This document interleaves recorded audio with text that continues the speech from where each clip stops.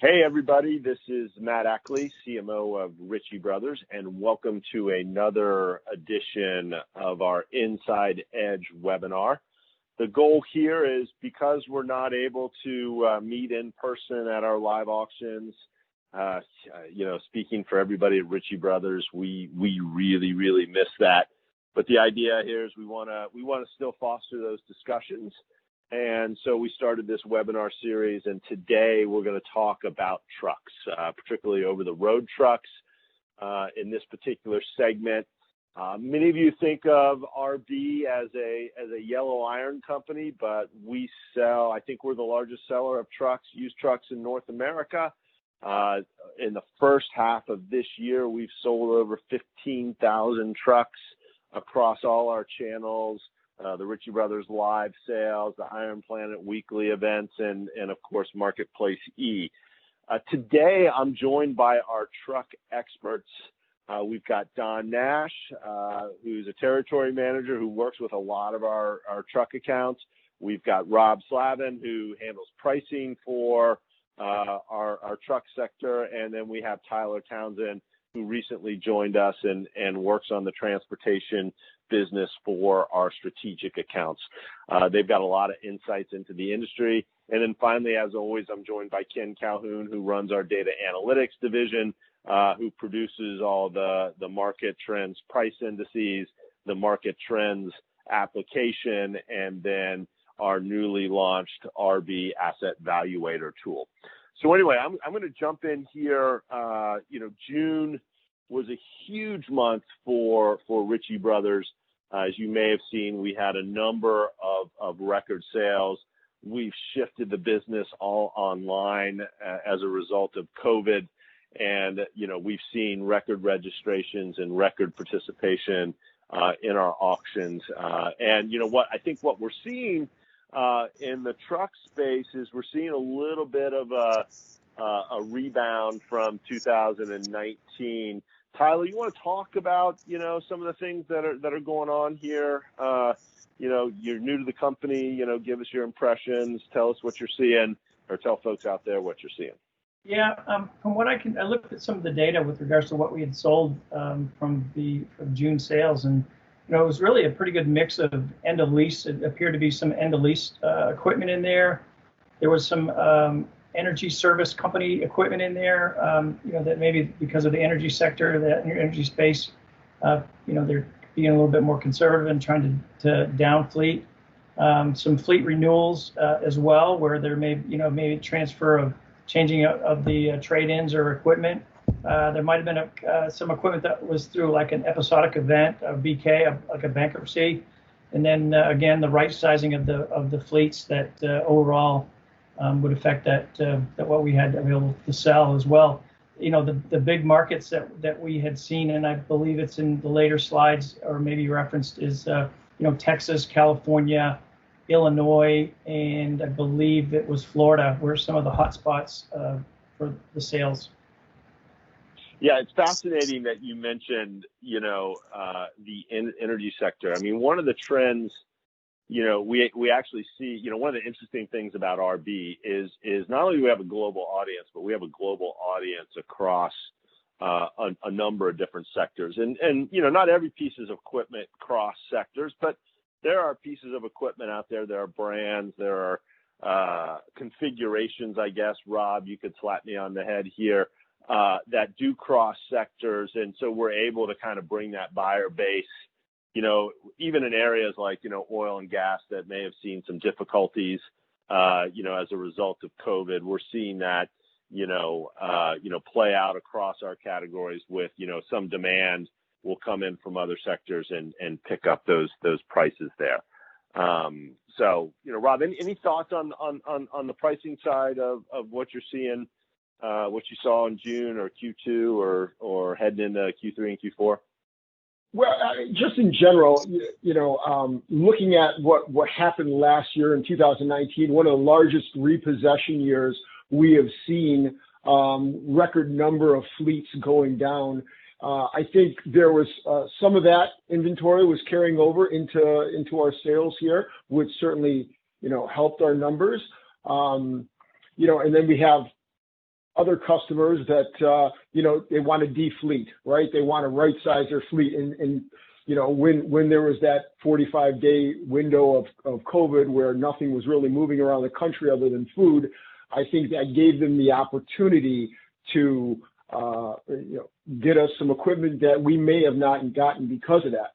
I would say one of the things that I was wrong about in my predictions was I expected to see accelerated repossessions, which didn't happen. I mean, since COVID happened, the government came out with some support money, and have not seen or heard of in the news any even small fleets go under because of that. So, these aren't repossessions that we're selling. They're off lease, dealer trade packages, leasing companies, and some of the biggest names. Some of the biggest names out there that we have. And you mentioned earlier the different types of models that we sell. We have a diverse fleet. When I look at the amount of equipment that we sell, it's not just a regional haul or long haul type truck. It's owner operator. It's energy sector. Built for a very specific job in the energy sector. It can cross over, but we have a diverse fleet, and it's not just obviously tractors. We have medium duty dump trucks, buses. Our diversity is quite large when it comes to transportation. Yeah, one of the interesting things with the online trend is we're seeing sort of greater end user participation, and of course that kind of varies by region, sale, depending on the location and the type of sale. But I think Ken and Rob, you guys were looking at some numbers recently about the growth in end user participation. Any interesting factoids there from a buyer perspective that we're seeing that you think the group out there should know?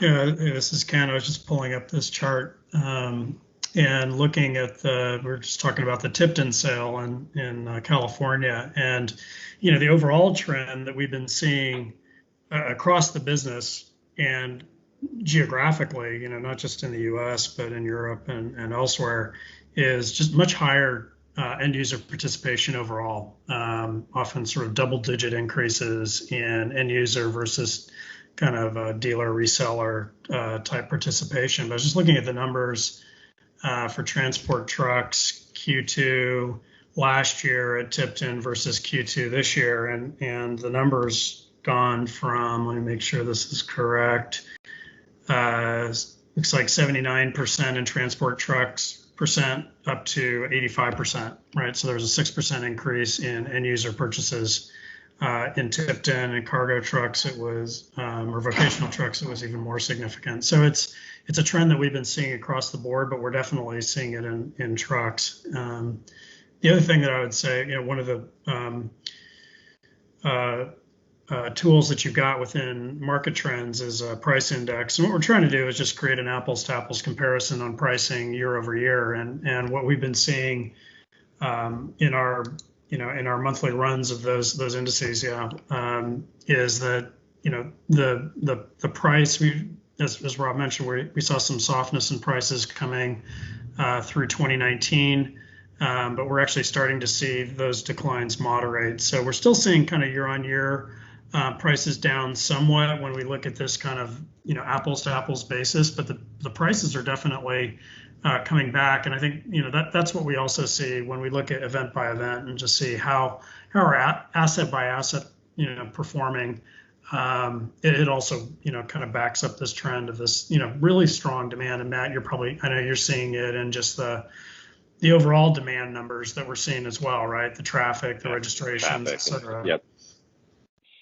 Yeah, no, all we're seeing that across the board. It's really interesting when you look at this economy, you see what's going on. Don, love to get you to chime in here. Any thoughts on this? Why we're seeing this strong demand? What's driving this? I mean, you've got kind of your ear to the street on a lot of these things, truck related. I mean, what are you seeing out there that may be driving some of these trends? And what does it look like in Q3, Q4 as we head forward here? Well, Rob had a point earlier that was really good, and that's the fact that a lot of the fleets, larger, smaller as well, are trying to right-size their fleet a little bit. This spring with COVID and the coronavirus and the global kind of shutdown of that disrupted a lot of supply chains. And so the fleets themselves and the customers I work with want to be a bit more nimble on their fleets and see a stronger utilization of those fleets. And so that's changed the way they think about purchasing and the way they think about utilization of their trucks overall. A lot of the companies are looking more at leasing. So we see a lot of our volume coming in from very reputable leasing companies, as well as the fleets themselves trying to reduce down a little bit off of the ownership of some of their units that are coming in. So that's driving some volume to the market. But the overall use and the price increases on that is one of the factors that I had spoken to earlier today was, again, those disruptions in supply chains didn't just hit your orders that are coming to your doorstep, the ability to get toilet paper in April. It actually affected a lot of the manufacturers of vehicles and large trucks, and not just at the final assembly points, but also along that supply chain from the smaller parts that are made out of country. And so when our borders were closed, especially in Mexico, there for a time being, that was very disruptive. And so those manufacturers pulled back production, or in some cases shut down altogether. And that created a scarcity in the marketplace of these assets. And that takes a little while to ramp back up from the manufacturer side of it, whether it's a heavy truck or medium class or even the trailers. We see that across the board right now, a little bit of a scarcity in the market. So when you have a lot of goods moving and starting to move again, like it is right now, comparative to the spring, as on the graph you saw earlier, was kind of flatlined. The overall increase in the usage and the decrease or inavailability to some aspect of those pieces of equipment in the market are driving that cost increase, along with a little bit of inventory that's coming to the market from these larger fleets that are trying to right size. Yeah. A little bit of classic econ 101 there, supply and demand. As you deal with a large, efficient marketplace. So very, very interesting. Thank you guys for the commentary today. As always, we have folks like Rob and Tyler and Don here day in, day out. And of course, many of you out there probably deal with them. But, we also, we wanted to, one of the big, initiatives here at Ritchie Bros is to make these kind of insights and make this kind of data available to you on a day-by-day basis as needed. Ken and his team, as I mentioned before, have, these price indices come out every Monday. The market trends application for those of you who really want to dig into our data and, see this at a very, very granular level. You've seen some of the screenshots here, just in a massive amounts of data that we're now making available to everybody. You can get a good look at that. Just go to Ritchie Bros Market Trends Report, where you can download. You can talk to us about getting access to the application. But we just want to do this quick overview of what's going on. Once again, we're seeing a lot of interesting happenings in the transportation space. A lot of volume flowing through. We're making a lot of changes. We're there to kind of meet your needs every day, and really appreciate the time and business you all out there has given us. So for everybody on the call, thanks a lot. Stay safe, and we'll talk to you soon.